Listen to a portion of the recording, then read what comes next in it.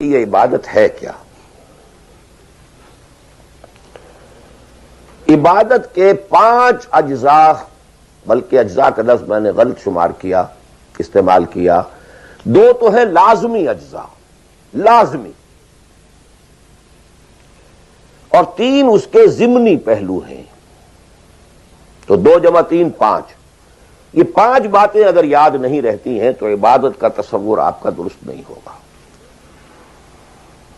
آخر کوئی اتنی بڑی بات ہے کہ تمام نبی اسی کی رٹ لگاتے رہے، اسی کی تکرار کرتے رہے. کوئی اتنی بڑی بات ہے کہ ابدی فوز و فلاح اور رشد اور سعادت اس کے ساتھ وابستہ ہے. کوئی بہت بڑی بات ہے، معمولی بات تو نہیں. ابدی جہنم اور ابدی جنت، کتنا فرق ہے، اور وہ اسی ایک لفظ کے ساتھ وابستہ ہے. عبادت ہے کیا؟ اس کے 2 جو لازمی اجزاء ہیں، ان میں سے ایک کی مثال ہے جسم. یہ میرا جسم 2.5 من وزن ہے اس کا، یہ میرا جسم ہے. ایک اس میں روح ہے، بدن وغیرہ نہیں ہے، نہ نظر آتی ہے، لیکن اصل انسان وہ روح ہے. اسی طرح عبادت کا جو جسد ظاہری ہے، جو نظر آتا ہے، پیلپیبل ہے، محسوس ہوگا، سامنے آئے گا، وہ ہے اطاعت کلی، total obedience. Without any reservation, کوئی استثناء نہ ہو. مخلصین لہ الدین، اطاعت کو اس کے لیے خالص کرتے، ٹوٹل اوبیڈینس. یہ ہے جسد.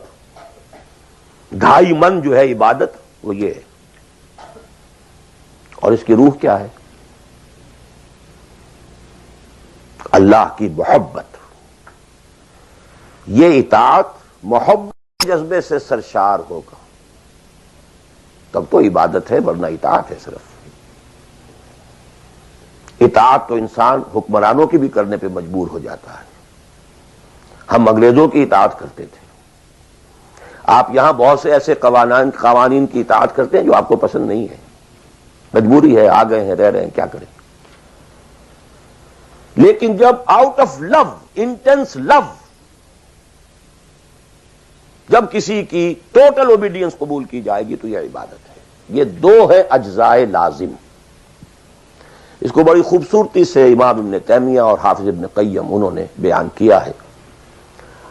العبادت تجمع اصلین، غایت الحب مع غایت الذل والخضوع. 2 چیزیں جمع ہوتی ہیں تو عبادت پوری ہوتی. انتہا درجے کی محبت اور انتہا درجے کی عاجزی اور اطاعت اور سرفگندگی کسی کے سامنے. یہ دونوں چیزیں اطاعت کے لازمی اجزاء ہیں عبادت کے.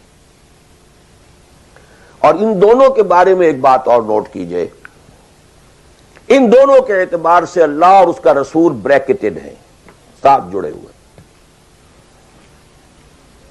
اس لیے کہ اللہ کی اطاعت رسول کی اطاعت کے ذریعے ہے. وَمَا أَرْسَلْنَا مِن رَّسُولٍ إِلَّا لِيُطَاعَ بِإِذْنِ اللَّهِ وَمَن يُطِعِ الرَّسُولَ فَقَدْ أَطَاعَ اللَّهَ. وہ ریپرزنٹیٹو ہے، وہ نمائندہ ہے اللہ کا، لہذا اللہ کی اطاعت، اطیعوا اللہ واطیعوا الرسول. اطاعت میں یہ دونوں بریکٹڈ ہیں. یہی وجہ ہے کہ قانون اسلامی کی مستقل سورسز جو ہیں وہ یہی 2 ہیں، اللہ کی کتاب اور اس کے رسول کی سنت. اسی طرح محبت میں بھی دونوں بریکٹڈ ہیں.